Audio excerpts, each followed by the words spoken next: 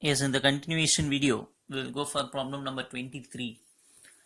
Suppose that for a function f of x, the first derivative is always less than or equal to 1 for all x lies between 1 to 4.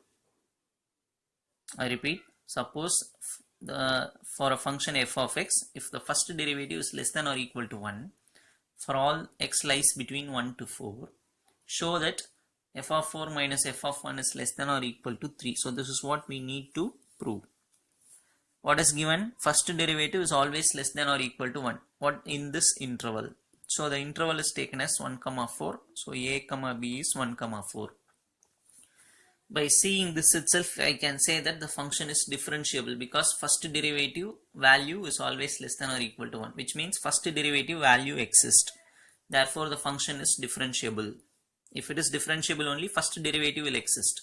So I can, with this condition, I can say that the function is differentiable. If the function is differentiable, we can say it is continuous also. If differentiable condition is there, we can say continuous. So both differentiable as well as continuous. So we can apply Lagrange theorem. Then what Lagrange theorem, what guarantee it gives? There exists C in this interval.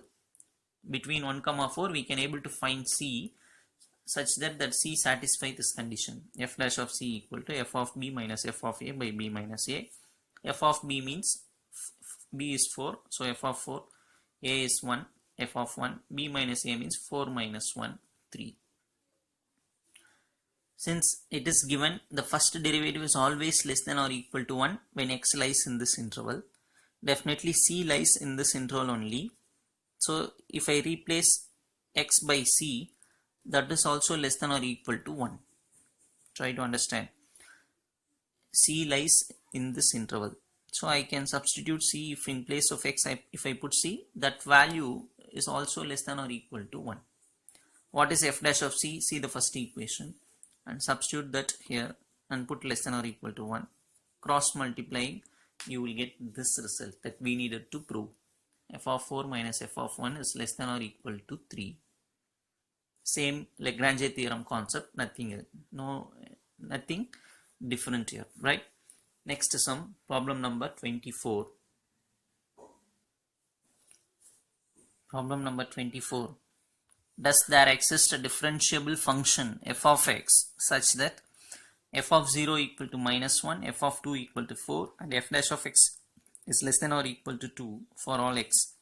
Justify. The question is this, that is, these are all the conditions given. With this condition, if there exists some f of x or not, we have to give reason. Does there exist a differentiable function f of x? Is there any f of x satisfying all these conditions? Justify. That is the question. So since they have given this f dash of x is less than or equal to 2, the meaning is first derivative is always less than or equal to 2, which means the function is differentiable. So continuous will also come, like in this sum. Since this condition is given, the function is differentiable as well as continuous. Therefore what? We can apply Lagrange theorem. What is Lagrange theorem?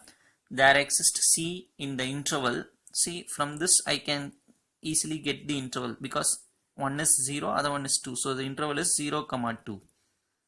Right or not? So A is 0, B is 2. So what is Lagrange theorem? F dash of C is equal to f of b minus f of a by b minus a, where a is 0, b is 2. So using Lagrange theorem, we will write the formula now. So this is the formula for Lagrange theorem. These are all the given conditions. This is given in the question, this is given in the question. So f dash of C is equal to f of b minus f of a by b minus a. b minus a means 2 minus 0, 2. So for f of 2 you put 4, f of 0 is minus 1, already 1 minus, plus 1 by 2. The answer is 5 by 2. But if you see this answer does not lie within this interval. The interval given is 0, 2 only. It is 2.5 which exceeds this interval. This value is not present in this interval. Therefore, we will write such function does not exist. So we cannot have function f of x like within this satisfying these conditions. There is no f of x. Such function does not exist. That is the answer. Why we are saying no? Because the value is not present within this interval. 25th sum.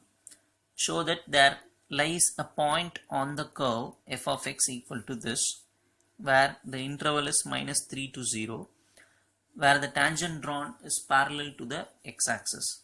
This kind of sum we have already seen. Tangent is parallel to x-axis means what is the meaning? First derivative equal to 0. What they are asking is show that there is one point on this curve where the tangent is parallel to x-axis. So same concept that we did in the few sums back using Rolle's theorem. Same way we are going to do here. The given function is taken and x is multiplied inside this bracket and you will get this.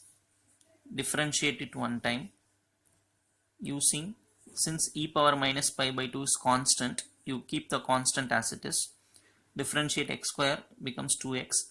3x differentiation is 3. So we have differentiated this and written the symbol as f dash of x. Since we need tangent parallel to x-axis, we have to put first derivative as 0. Then only the tangent is parallel to x-axis, right? First derivative 0 means this is the first derivative answer, so that is equal to 0. We know very well e power minus pi by 2 is not equal to 0 at any case. Even if you want, you can write that as result. E power minus pi by 2 cannot be equal to 0.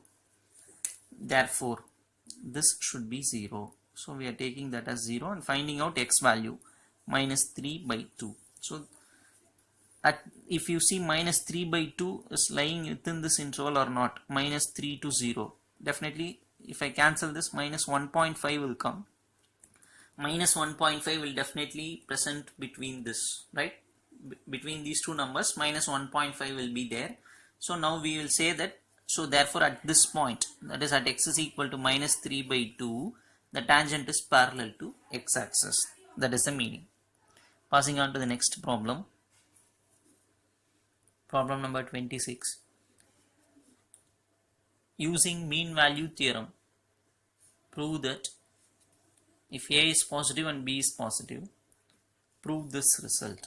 That is modulus of e power minus a minus e power minus b is less than modulus a minus b. We need to prove this result using mean value theorem.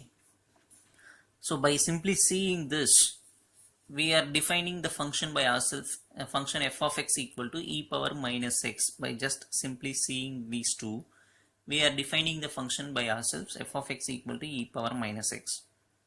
Differentiating f dash of x is equal to, when we differentiate e power minus x, same e power minus x will come, but differentiating once again this, minus 1 will come, so minus is written in front. Yes or no?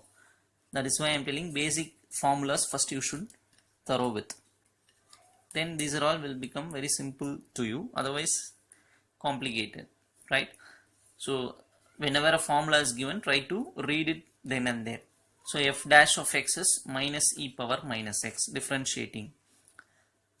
Definitely this function is continuous and differentiable. Which function? F of x. E power minus x is differentiable as well as continuous, because whatever value if I put for x, you will get one value for f of x. So when we can draw the graph continuously. So that is why we are calling it as continuous graph, and even we can differentiate like this and get some answers. So the function is continuous and differentiable. If these two are there, we can apply Lagrange theorem. This is the formula for Lagrange theorem. What is f dash of c? This is f dash of x. You take x and put c. So f dash of c is equal to minus e power minus c. So using first equation, we are writing f dash of c as minus e power minus c. F of b, you put b here. So here e power minus b. F of a, e power minus a by b minus a. So I hope you will understand this step. Taking modulus on both sides. So first here modulus I have written equal to, and modulus in the left hand side, and definitely this value will be lesser than or equal to 1. How it is? Because we know e power x, the answer is always positive. Whatever number I'm putting here, e power x value will be always positive number. So what happens for e power minus x? So see, e power x is positive means what happens for e power minus x? This is written as 1 by e power x, right? 1 by e power x.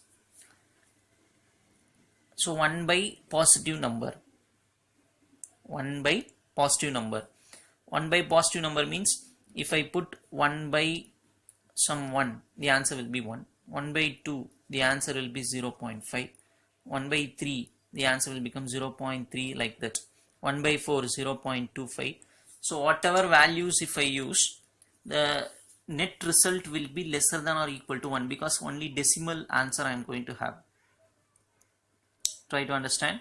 E power x, whatever x value may be, the answer will be positive. So what happens for e power minus x? It can be written as 1 by e power x. So 1 by some positive number.